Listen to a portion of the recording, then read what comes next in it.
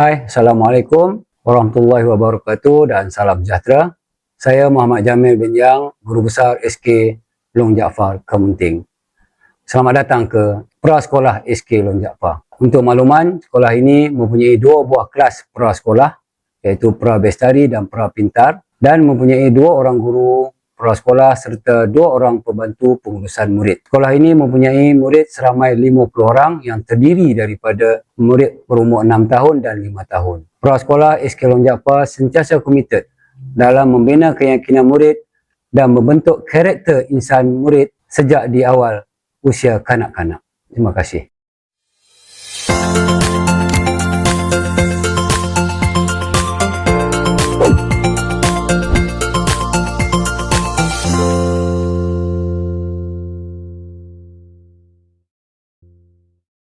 Assalamualaikum warahmatullahi wabarakatuh. Salam sejahtera, salam pendidikan bermutu, insan terdidik negara sejahtera. Bertemu kita dalam podcast USTP PPD LMS. Saya Nuraniza binti Abdul Rahim selaku moderator pada hari ini akan membincangkan tentang kurikulum Prasekolah 2026. Tuan-tuan, puan-puan yang saya hormati sekalian, bersama saya pada hari ini ialah Puan Rosmawati, merupakan penurung pegawai PPD LMS, dan juga Cikgu Safarina binti Sharif yang merupakan Cikgu Prasekolah SK Long Jaafar. Apa khabar Puan Rosmawati? Puan Safarina? Alhamdulillah Sihat? baik Puan. Alhamdulillah.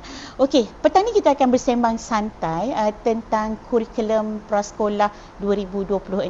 Saya difahamkan bahawa kurikulum ini telah pun berjalan pada pembukaan sekolah yang baru ni, telah pun dilaksanakan di peringkat sekolah. Betul ya? Ya betul. Okey. Jadi kita nak sembang lah, apakah yang terkandung dalam kurikulum Prasekolah 2026 yang telah dilaksanakan sejak Januari 2026. Boleh Puan Rosmawati untuk terangkan dan bincangkan dengan lebih detail lah untuk pengetahuan kita semua. Silakan. Terima kasih Puan Nuriza. Okey. Jadi bila kita sebut tentang kurikulum Prasekolah 2026 memang menjadi isu hangat di dalam pendidikan awal kanak-kanak. Okey, jadi kalau kita lihat kurikulum Prasekolah 2026 merupakan kurikulum baharu yang telah didedahkan kepada semua guru prasekolah KPM, dan juga termasuk juga yang telah berdaftar di bawah agensi kerajaan, iaitu swasta ya. Itu pendidikan swasta juga adalah termasuk juga dalam pendidikan kurikulum Prasekolah 2026. Kita juga dapat lihat ya, tumpuannya adalah lebih menjelaskan kepada perkembangan holistik anak-anak, iaitu melibatkan emosi ya, dan juga melibatkan sosial emosi anak-anak, dan juga menjurus kepada 6 bidang pembelajaran, iaitu bidang literasi, bidang kreativiti dan estetika, bidang fizikal kesedaraan diri, kerohanian nilai, dan juga kewarganegaraan, okey, kognitif. Dan juga ada 2 tambahan untuk pendidikan prasekolah. Okey, kita ada 2, iaitu pengurusan diri dan juga kemahiran asas iaitu ketidakupayaan. Ini untuk pendidikan yang di pendidikan khas lah maksudnya. Ya, betul Puan Niza. Kita ada 2 bidang. Kita tidak lupakan kepada guru pendidikan khas. Maksudnya 6 untuk prasekolah di arus perdana, dan maksudnya 8 untuk pendidikan PPKI. Begitu? Maksudnya yes, betul. Okey. Baiklah, kita akan beralih kepada Puan Safarina pula. Okey, sebagai seorang cikgu, apakah ciri unik kurikulum Prasekolah 2026 berbanding dengan kurikulum yang lama, dan sebagai guru bagaimana Cikgu Safarina berperanan untuk menjayakan kurikulum ini? Terima kasih Puan Nur Aniza. Okey, kalau bertanya pasal ciri unik kurikulum prasekolah, untuk kali ni kurikulum baru ini kita menekankan keseimbangan penggunaan bahasa Melayu dan bahasa Inggeris, maksudnya seimbang. Untuk SK lah, SK bahasa Melayu bahasa Inggeris, manakala SJKT dan SKJC menggunakan 3 penggunaan dia, bahasa Tamil atau bahasa Cina, bahasa Melayu dan bahasa Inggeris dalam kita punya PDP, pengajaran dan pembelajaran. Maksud seimbang tu dia ada pembahagian masa yang samalah untuk Ya. kalau SK untuk bahasa Inggeris, bahasa Melayu sama rata. Sama. Kalau untuk SJKC dengan SKC dia terbagi pada 3 lah. Semua Bagi semua 3. sama. Okey, dan yang lebih menarik juga pembelajaran ni lebih inklusif dan bersepadu ikut tahap kanak-kanak itu sendiri.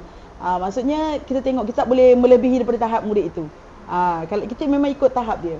Jadi mungkin sekarang yang lebih nampak lagi ketara dalam standard kita tak ada dah standard 5 plus, 4 plus, 5 plus. Sekarang kita sama saja. Jadi sebab yang itu lebih orang kata lagi senang. Lagi memudahkan guru-guru. Dan kita lagi nak menekankan perkembangan awal literasi murid kita. Ada satu lagi yang baru iaitu baca bersama. Oh, ini kira yang satu elemen yang baru dimasukkan lah dalam kurikulum 2026. Betul. Jadi inilah keunikannya, ada slot baca bersama. Betul, 30 minit. 30 minit seminggu. Seminggu. Okey. Dalam bahasa apa baca bersama tu? Kita boleh guna apa saja bahasa. Maksudnya bahasa Melayu boleh, bahasa Inggeris boleh, bahasa Cina boleh. Bahasa Tamil, dia tidak ditetapkan penggunaan bahasa itu. Sangat menarik lah. Menarik. Dia macam satu sesi big book lah ya. Ya, dan baca bersama ini tidak semestinya cikgu saja. Kita boleh kongsi dengan komuniti. Maksudnya boleh panggil guru besar, boleh panggil pekerja-pekerja swasta untuk baca bersama dengan murid-murid. Ibu bapa, pelibatan ibu bapa. Itu lebih menarik. Maksudnya baca bersama ini membuka ruang untuk warga sekolah yang lain untuk duduk bersama-sama dengan murid untuk membaca buku. Ya, betul. Saya rasa satu yang unik lah dalam kurikulum yang baru Ya, ni ya. sangat unik. Okey. Dan menarik kan? Rasa macam kita pun terasa nak bersama-sama dengan murid untuk duduk dalam membaca buku. Sebab ni saya tambah sikit. Ya. Dari situ juga minat memupuk murid membaca tu terselah. Kan, jadi kita tak adalah kita nak katakan murid prasekolah ni maknanya kita dah ada satu khas. Maksudnya cikgu tak payah dah, tidak sebelum ni terpaksa cikgu masukkan dalam AP ataupun betul. aktiviti pembelajaran. Maksudnya lebih berfokus. Kalau sebelum ni kena curi-curi masa lah aktiviti baca bersama, tetapi memang satu minggu ada satu masa yang khas untuk duduk dan murid membaca bersama. Ya, betul. Okey, sangat menarik. Okey, saya nak beralih kepada Puan Rosmawati. Tadi Puan Rosmawati ada menerangkan tentang 6 bidang yang baru diperkenalkan dalam kurikulum yang baru. Boleh Puan terangkan dengan lebih detail apa sebenarnya yang 6 bidang yang baharu ini, dan boleh kupaskan dengan lebih terperinci ciri dan kelebihannya. Terima kasih Puan Iza. Tadi saya dah sebutkan pada soalan yang pertama saya tadi, saya ada jelaskan tentang 6 bidang pembelajaran ya.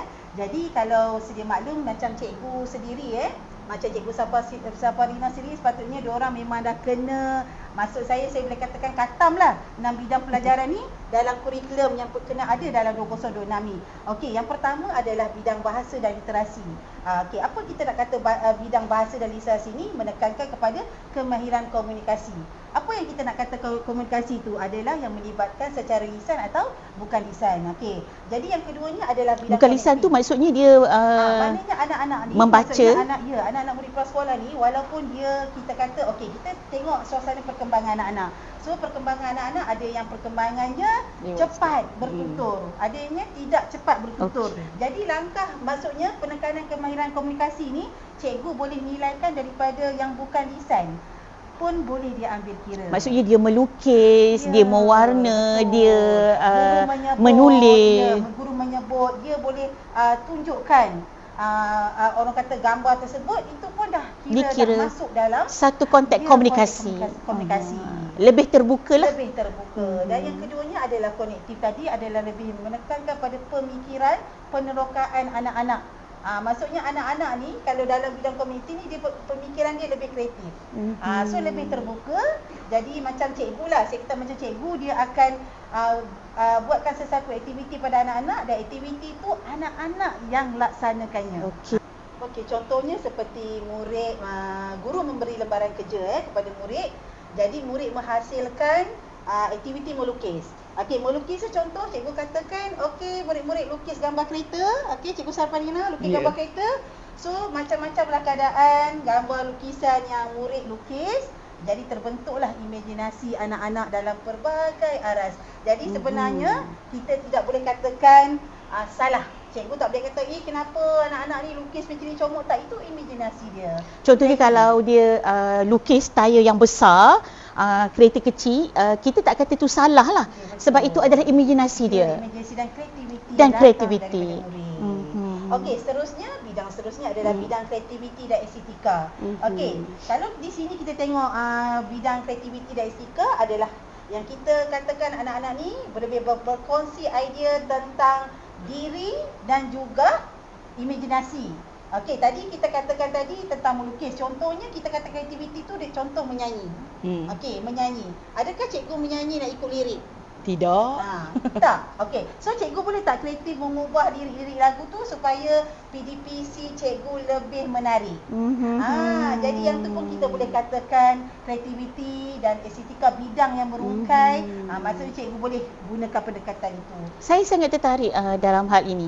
Sebab kalau kita teringat zaman kecil-kecil kita, kalau kita dengar lagu nenek bapa kumpulan dorang kereta tu, lagu tu macam dari kita zaman kecil sampai kita dewasa, Sampai itulah sekarang. lagunya. Ya.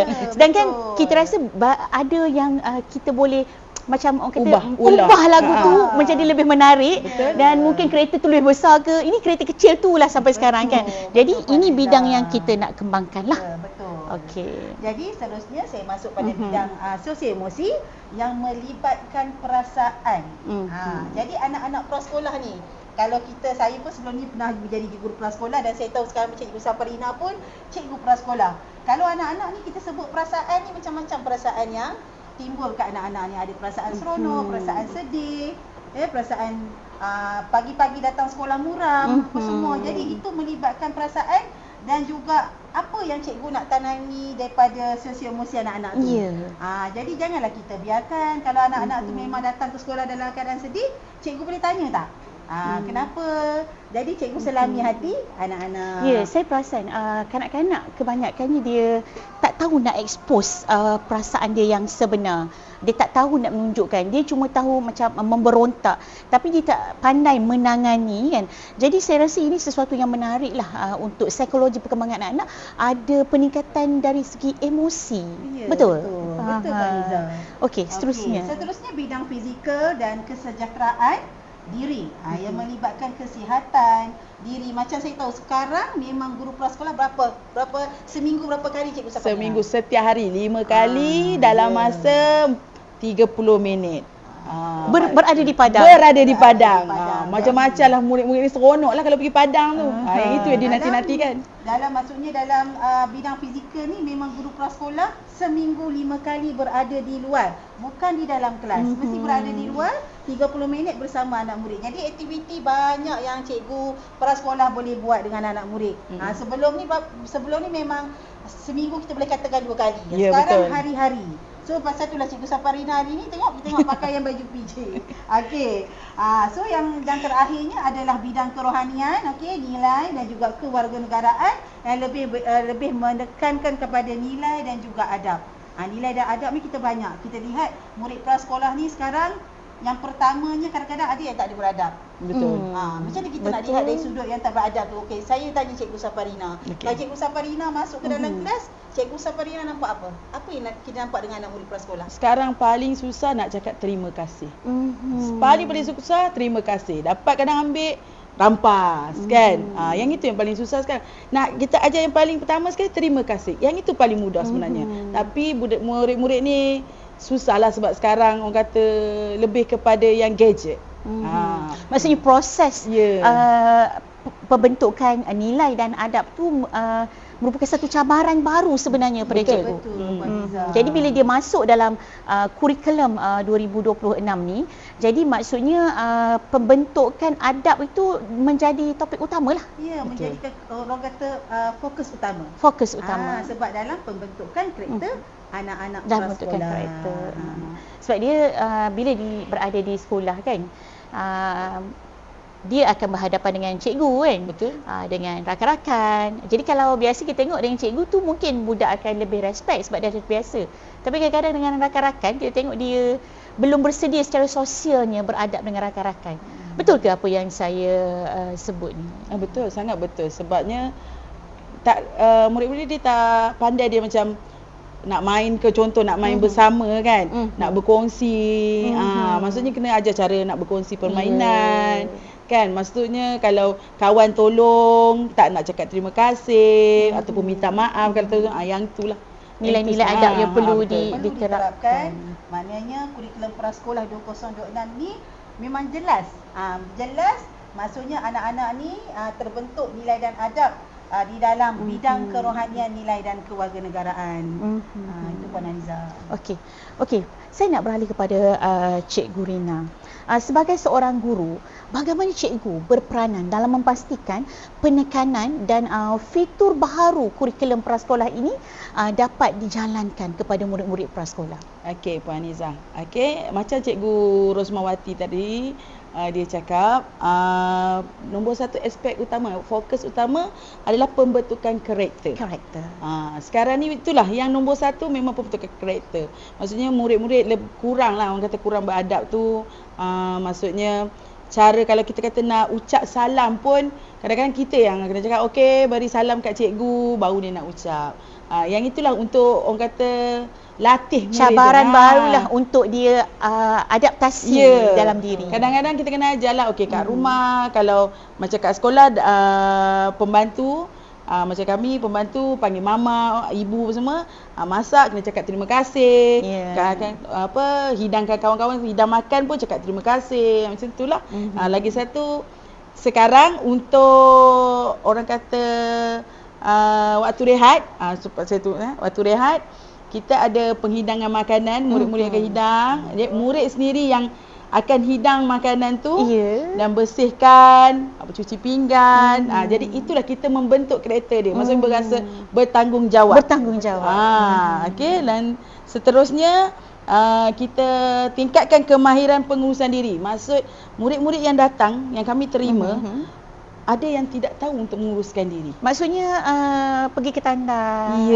Pergi tandas. Masih pakai diapers lah. Ada yang masih pakai diapers, ada yang tak reti pun nak pakai seluar, buka seluar. Kiri kanan kasut. Kiri kanan kasut, stokin. Jadi yang itu kami terapkan benda tu supaya orang kata itu pun pegangan motor halus dia, nak buka kasut, seluar semua. Jadi stokin, yang tu penting. Ada yang parent yang macam benda ni ke cikgu kena buat. Sebab parent pun tak tahu, selalunya parent yang pakaikan kan. Lagi kita terapkan lagi untuk fitur baru ni, kita terapkan pembelajaran bersepadu. Boleh terangkan sikit apa itu pembelajaran bersepadu? Pembelajaran bersepadu maksudnya kita ada project based learning. Maksudnya bertema. Maksudnya bertema, ikut tema. Macam sebelum ni tema ditetapkan. Sekarang tidak. Maksud yang baru ni tema kita boleh ikut pada murid. Contoh kalau kita kata rasa-rasa minggu depan kita nak belajar tentang apa, kita boleh tanya. Kadang-kadang kata raya, contoh musim raya kan. Cikgu kita nak cerita pasal hari raya lah. Kita boleh lah. Maksudnya berlaku keluasan kat situ. Cikgu sendiri bersama murid menentukan apa pembelajaran yang akan berlaku pada minggu akan datang. Betul. Jadi murid-murid seronok lah. Macam murid lain pun nak tukar lah, nak teka yang lain lah. Maksudnya nak belajar pasal lain boleh. Yang senang lah. Lepas tu lagi sekarang kan kita dah, murid-murid sekarang kan suka pada teknologi. Teknologi. Jadi kita bagi menarik lah. Maksudnya kita boleh, setiap sekolah tak semestinya ada iPad ke apa benda. Betul. Jadi cikgu-cikgu boleh lah bagi menyeronokkan kan, guna cikgu-cikgu punya iPad ke. Macam-macam orang kata macam gift. Apa ya? Gift bahasa Melayu tengok. Gift. Maksudnya murid-murid ni seronok. Siapa dah siap kerja, kita boleh bagi belajar token. Untuk main. Maksudnya token lah. Penggunaan ganjaran. Maksudnya penggunaan gadget ni boleh dijadikan token juga dalam sesi pembelajaran. Sesi bukanlah untuk permainan macam game ke, bukan. Kita apa yang kita sesi pembelajaran itu just diorang seronok kan nak slide. Jadi kita bagi dekat situ juga. Faham. Yang orang kata lagi satu, memupuk minat membaca. Membaca pun tak semestinya buku. Okey, betul. kita boleh gunakan TV, Ya. gunakan puppet. Ya. Maksudnya okey, buka ke apa benda, nak berorang nak berlakon pun boleh. Bungkusan makanan. Ya.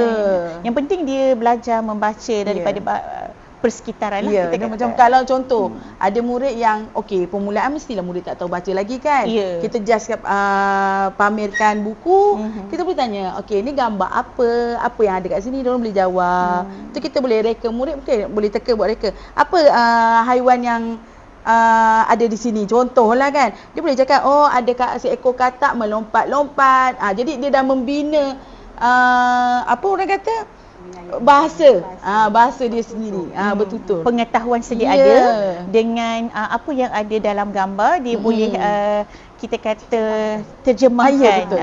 Dan dia boleh menceritakan semula. Menarik. Ada lagi cikgu nak tambah tentang pendekatan fitur ini? Selain daripada pembelajaran bersepadu, memupuk minat baca, ada lagi tak yang cikgu rasa dilakukan dalam kelas? Setakat ni kita yang lakukan banyak yang macam itulah. Jadi kebanyakan murid akan buat sendiri. Okey. Maksudnya Berdikari. kita ajar berdikari. Contoh okey, macam Cikgu Ros cakap tadi, Puan Ros cakap tadi, melukis. Kita biarkan murid melukis sendiri.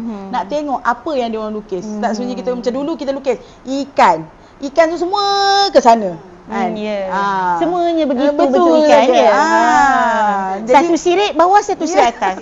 betul ada kata bubble. Ikan kan tak ada baba tak sah ya. Kan, betul. Cuma yang mungkin sekarang macam-macam. Kadang orang ikan apa, kita bertanya ni ikan apa, dia cakap ikan bilis, dalam nasi lemak, Kan. dalam akuarium. Okey, kat Menarik, pinggan saya ikan menarik. bilis. Macam itulah maksudnya. Imaginasi sendiri, mereka buat sendiri. Maksudnya kita menggabungkan pengalaman setiap ada murid dengan pengetahuan yang dicampur dengan sekolah, sosial dalam sekolah dan apa yang cikgu sampaikan. Itulah yang cuba murid pamerkan. Betul. Okey. Saya nak beralih kepada Puan Rosmawati. Okey. Kalau kita bercerita tentang prasekolah lah, biasanya ibu bapa lah terutamanya akan menilai anak-anak mereka atau murid ni dari kebolehan membaca. Dah masuk prasekolah, dah boleh baca belum? Dah boleh kira belum? Dah baca buku apa? Biasa itu adalah satu penanda aras untuk melihat kita kata macam kejayaan lah murid. Okey, adakah kurikulum prasekolah ini memberi fokus yang sama?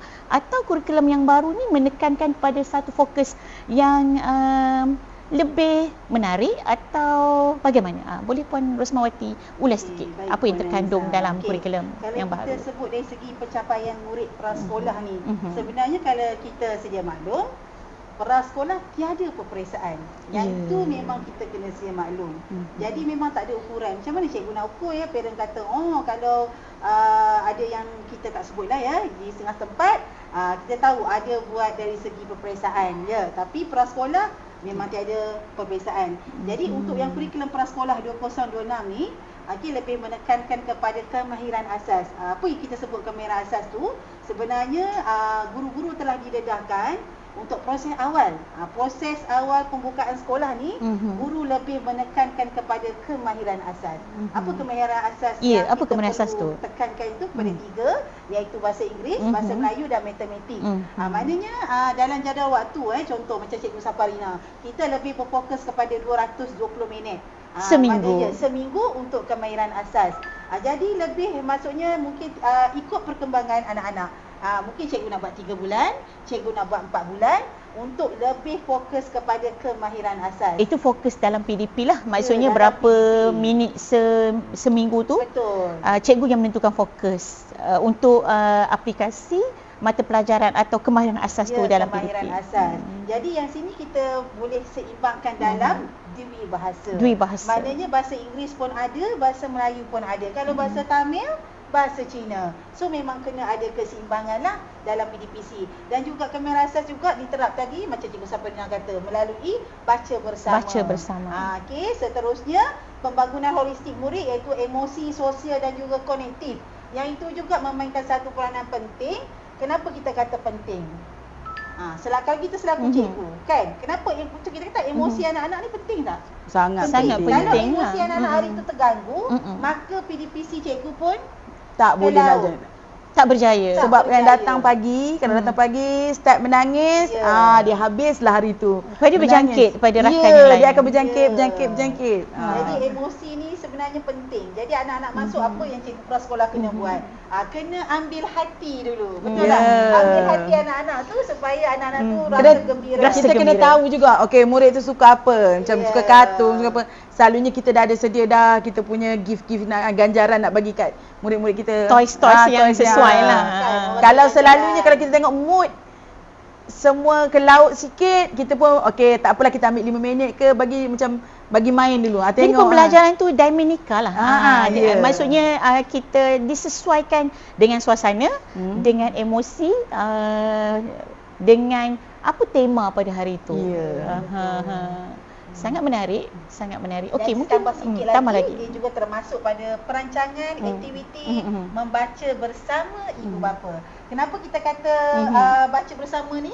Kita nak libatkan dengan komuniti. Betul. Betul. Mungkin nampak benda itu sesuatu yang baru. Tapi sebenarnya kita kalau sebagai guru prasekolah kan, okey, maknanya kita minta bantuan ibu bapa.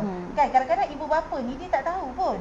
Tapi kalau guru prasekolah sendiri memaklumkan sesikan aktiviti bekerjasama dengan komuniti, maka masalah kemahiran tadi kita kata berfokus kepada membaca tadi saya rasa makin berkurang. Dapat diatasi lah Dapat murid yang tak diatasi. menguasai. Anak-anak pun seronok Betul. sebab hari ni mak dia nak datang, Ya. nak baca.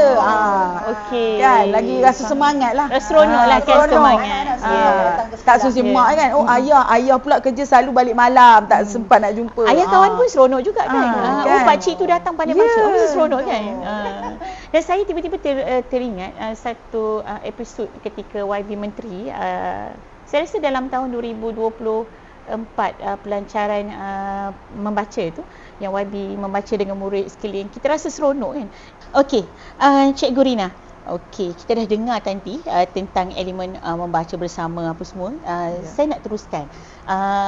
Dalam kurikulum baharu, dia menekankan kepada asas perkembangan murid.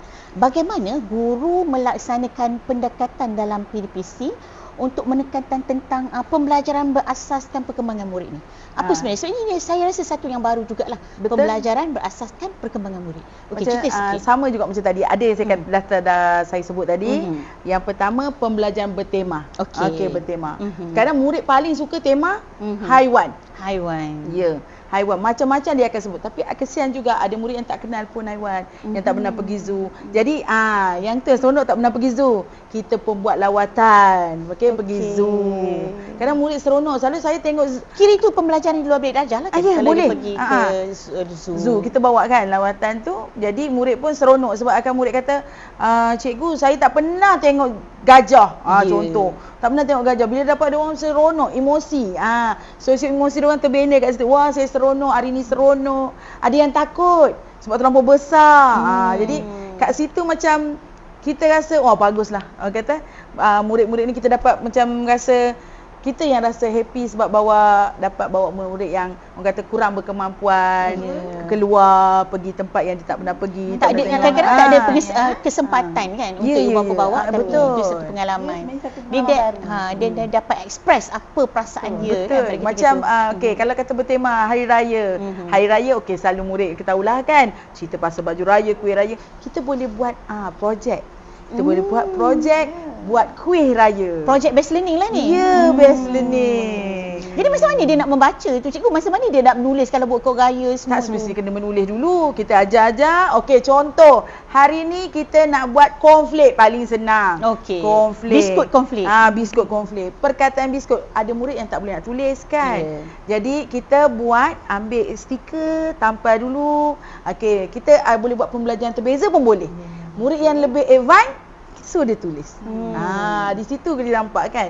Jadi boleh kongsi biskut tu kita bagi dekat warga sekolah. Jadi ada yang saya tak pernah makan kuih raya ni. Jadi seronoklah buat sama-sama dengan kawan, dah tahu. Jadi macam mana nak tingkatkan kemahiran berbahasa, murid cerita balik cara nak buat biskut konflik. Itu kemahiran komunikasi lah. Tapi kan Cikgu Safarida ada juga murid yang pandai sebenarnya. Betul. Pandai dari rumah dia dah memang bantu. Yeah. Mak-mak dia pandai buat biskut. Jadi Betul. murid-murid ni kita ketengahkan. Betul tak dalam murid-murid kelas ni dia? biasa kita akan siapa Betul. pernah, dan dia akan boleh cerita balik, dia akan tunjuk Pengalaman cikgu saya mak saya jual kuih raya. Okey, mak saya jual kuih raya nak buat. Dia pun tunjuk kena guna bahan apa. Jadi kita tolong murid-murid yang ni dia tolong murid lain yang buat, sebab kita akan buat sama-sama dengan Maksudnya kawan-kawan. kepimpinan lah kat situ. Karakter tadi, pembinaan Betul. karakter, Kat pembentuk situ dah karakter. pembentuk karakter juga. Okey, maksudnya lagi kita boleh buat apa lagi? Minat. Setiap murid kita tahu minat dia berbeza-beza. Okey, kita nampak dah minat yang orang murid yang ni macam mana. Okey, murid yang A macam mana. Contohnya macam yang ni suka mewarna. Suka mewarna. Yang seorang lagi saya tak suka warna cikgu, tapi saya suka lukis. Okey. Maksudnya berminat dia berbeza-beza. Dan keperluan murid pun berbeza. Tahap juga berbeza. Jadi kita tak boleh kata murid ni salah, betul. Cuma kalau macam Cikgu Ros kata, Puan Ros kata lukisan tadi kan, nampak paling jelas lukisan. Kalau murid ni lukis macam ni, kita tak boleh kata salah.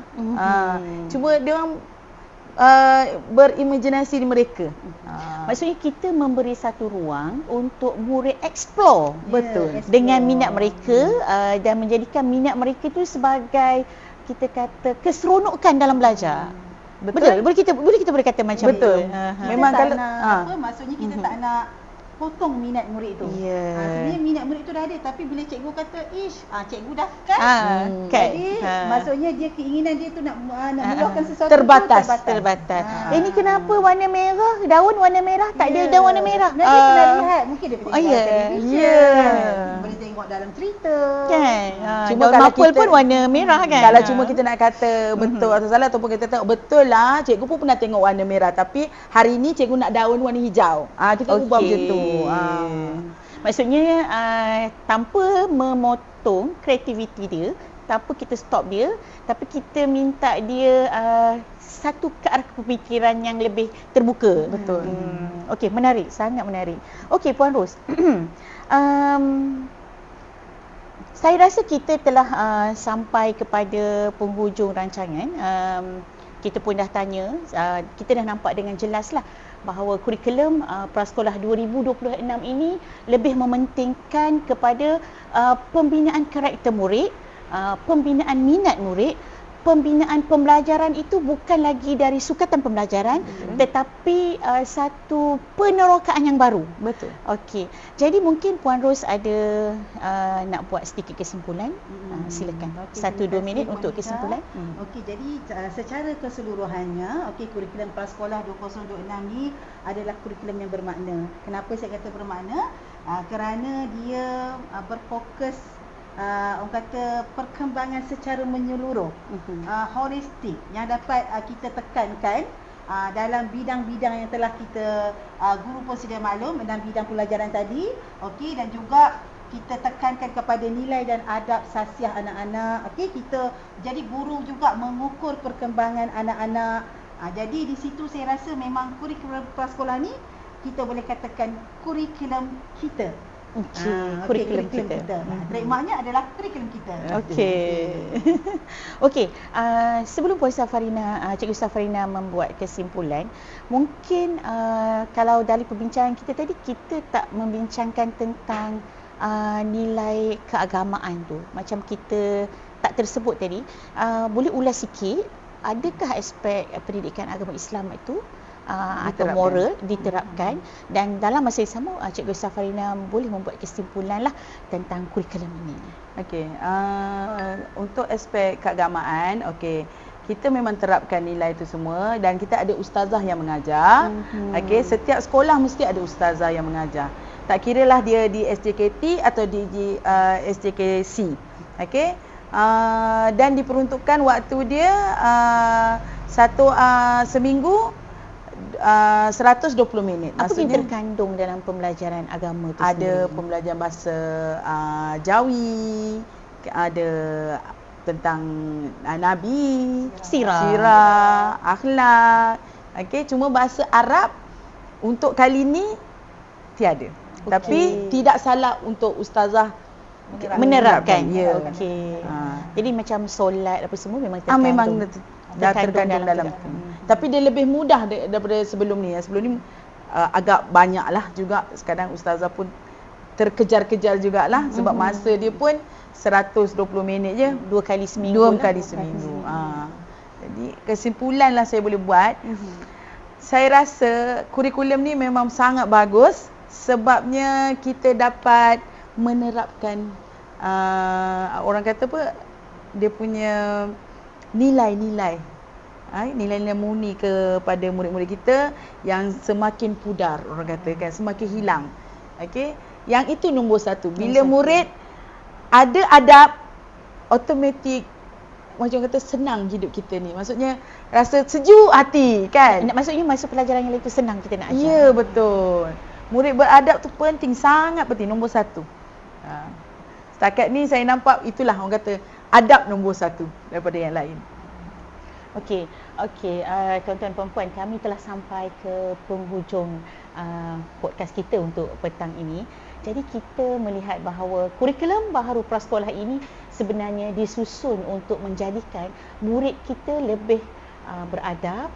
Dalam masa bersama, pembentukan kognitif pembelajaran membaca menulis kita kata dirangkumkan dalam kurikulum yang sedia ada. Jadi janganlah kita rasa risau kalau anak-anak kita tak boleh membaca atau menulis, kerana itu telah dijadikan sebagai kemahiran asas dalam kita menyempadukan pendidikan itu sendiri. Jadi sekian sahaja dari kami. Kurikulum Prasekolah 2026. Kurikulum kita. Sekian, wabillahi taufiq wa hidayah. Wassalamualaikum warahmatullahi wabarakatuh.